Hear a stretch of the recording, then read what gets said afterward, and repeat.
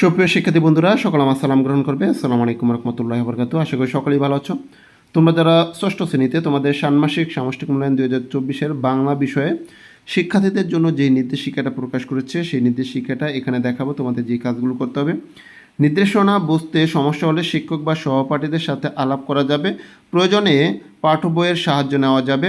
তবে আজকের সমস্ত আলাপে ও কাজে প্রমিত ভাষা ব্যবহার করতে হবে। তো এখানে দেখো, প্রথমত বসে প্রতিষ্ঠা বার্ষিকী উপলক্ষে বিদ্যালয়ে এক জমকালো অনুষ্ঠান আয়োজন করা হবে।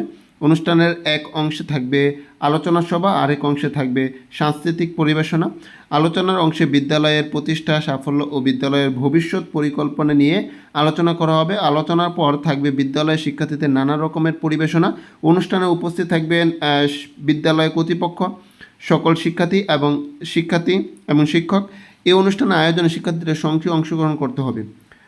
কাজ ক, উপরের অনুষ্ঠানে কেন্দ্র করে জোড়ায় আলোচনা ভিত্তিতে নিচের কাজগুলো করো। প্রথমত, এই অনুষ্ঠানের আয়োজন নিয়ে কথা বলা যায় এমন ব্যক্তিদের একটি তালিকা বানাও। এবারে প্রথমে নিজে নিজে একটি তালিকা তৈরি করে খাতায় লেখো। এরপর জোড়ায় থাকা সহপাঠীদের সাথে আলোচনা করে নতুন কোনো ব্যক্তি খুঁজে পেলে তা খাতায় লেখো। সবশেষ দুইটি তালিকা একসাথে করে একটি চূড়ান্ত তালিকা তৈরি করো। বানানো তালিকা থেকে যে কোনো একজন ব্যক্তির নাম বাছাই করো। এরপরে 2 নম্বরে, তোমার বাছাই করা ব্যক্তির সাথে কথোপকথনের একটি নমুনা তৈরি করো। কথোপকথন তৈরির সময়ে নিচের বিষয়গুলো খেয়াল রাখো। কী কী বিষয় খেয়াল রাখতে হবে? কথোপকথনটি হবে তোমার বিদ্যালয়ের প্রতিষ্ঠা বার্ষিকী অনুষ্ঠান নিয়ে। কথোপকথনে সর্বনাম অনুযায়ী ক্রিয়া শব্দের ব্যবহার বজায় রাখতে হবে। কথোপকথনে বিবৃতিবাচক বাক্য, প্রশ্নবাচক বাক্য, অনুজ্ঞাবাচক বাক্য এবং আবেগবাচক বাক্য ব্যবহার করতে হবে। এরপরে বলছে, কথোপকথনটি লিখতে গিয়ে নিজেদের বাছাই করা ব্যক্তির সাথে কী ধরনের আলাপ করা যেতে পারে, কীভাবে মর্যাদা বজায় রাখা যায়, বিভিন্ন ধরনের বাক্যের কাঠামো কেমন হয় এবং কিভাবে এগুলোকে লেখায় ব্যবহার করা যায়, এইগুলো নিয়ে পাশের সহপাঠীদের সাথে আলোচনা করতে পারো। নমুনা কথোপকথনটি লেখার আগে বন্ধুর সাথে আলোচনা করে তুমি কি কি বিষয় জানতে পারলে তার মূল কথা সংক্ষেপে লিখবে। এগুলোর অ্যান্সার আমি এই ম্যাথলিস্ট ইউটিউব চ্যানেলে দিব। ইউটিউব চ্যানেলটি সাবস্ক্রাইব করে রাখো। আরও তোমাদের কি কি কাজ আছে দেখো। এখানে আরও কাজ দিয়েছে, কাজ নাম্বার খ। এবার তুমি পরিবেশনা অনুষ্ঠানে কিভাবে অংশগ্রহণ করতে চাও তা নিয়ে একটি ছোট্ট অনুচ্ছেদ লেখো। হতে পারে তুমি এই অনুষ্ঠানে গান, কবিতা আবৃত্তি বা নাচ পরিবেশন করতে কিংবা অনুষ্ঠানে উপস্থান করতে চাও। এরপরে অনুচ্ছেদটি 100 শব্দের মধ্যে লেখা যেতে পারে। খেয়াল রেখো, তোমার লেখা অনুচ্ছেদ যেন অন্তত 5 শ্রেণীর শব্দের ব্যবহার থাকে।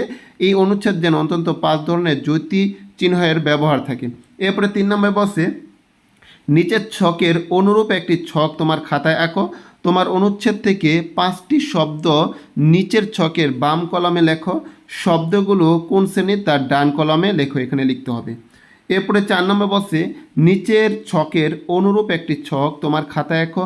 তোমার ব্যবহৃত 5টি জ্যোতিচিহ্নের ব্যবহার কারণ দেখাও। এখানে জ্যোতিচিহ্ন সহ বাক্য লিখবে এবং জ্যোতিচিহ্ন ব্যবহারের কারণটা তোমার এই জায়গায় লিখতে হবে।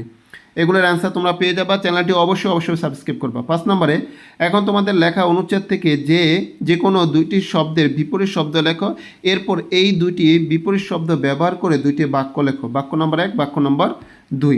6 নম্বরে বলছে, এরপর তোমার লেখা অনুচ্ছেদে যে কোনো 2টি শব্দের প্রতিশব্দ লেখো। তারপর প্রতিশব্দের ব্যবহার করে বাক্যগুলো একবার লিখো। বাক্য নম্বর 1, বাক্য নম্বর 2। তারপরে বলা হয়েছে গ নম্বরে, যে এই অনুষ্ঠানের আয়োজনকে ঘিরে সাইনবোর্ড, পোস্টার, ব্যানার, আমন্ত্রণপত্র কিংবা বিজ্ঞাপনের মধ্য থেকে যে কোনো একটি নমুনা লেখা খাতায় তৈরি করো। কাজটি হবে একটি দলীয় কাজ। এটা দলীয় কাজ। 5 জনের দলে কাজটি করা যাবে। শিক্ষার্থীর সংখ্যা কম বেশি বিবেচনায় শিক্ষকের নির্দেশনার ভিন্নভাবেও দল গঠন করা যেতে পারে। আলোচনার মাধ্যমে লেখার কাঠামো এবং কী লেখা হবে তা ঠিক করতে হবে। দলের প্রত্যেক সদস্য যে কোনো একটি করে নমুনা লেখা নিজ খাতায় তৈরি করবে। দলের প্রত্যেক সদস্য যে কোনো একটি করে নমুনা লেখা নিজ খাতায় তৈরি করবে, যাকে এই লাইনটা ডাবল আসছে। এরপরে দলের সদস্যরা নিজেদের মধ্যে আলোচনা করে ঠিক করবে কে কোন ধরনের নমুনা তৈরি করবে। তবে প্রতিটি দলেই বিভিন্ন ধরনের লেখার নমুনা করতে পারবে। নমুনা লেখাটি লেখার আগে দলীয় আলোচনার মাধ্যমে কী কী সিদ্ধান্ত নেওয়া হয়েছে এবং গুরুত্বপূর্ণ বিষয় উঠে এসেছে তা সংক্ষেপে লিখতে হবে। এই হচ্ছে তোমাদের ষষ্ঠ শ্রেণীর যে কাজগুলো, সেই কাজগুলো বিস্তারিত আরও ভিডিও আসবে এবং এগুলোর অ্যান্সার আসবে। এই কারণে অবশ্যই ম্যাথলি যে ইউটিউব চ্যানেলটি আছে এই ইউটিউব চ্যানেলটি সাবস্ক্রাইব করে রাখো এবং তুমি অবশ্যই ভিডিওতে একটি লাইক দিবে। ভালো থেকো, সুস্থ থেকো, দেখা হবে পরবর্তী ভিডিওতে। সে পর্যন্ত আল্লাহ হাফেজ, আসসালামু আলাইকুম।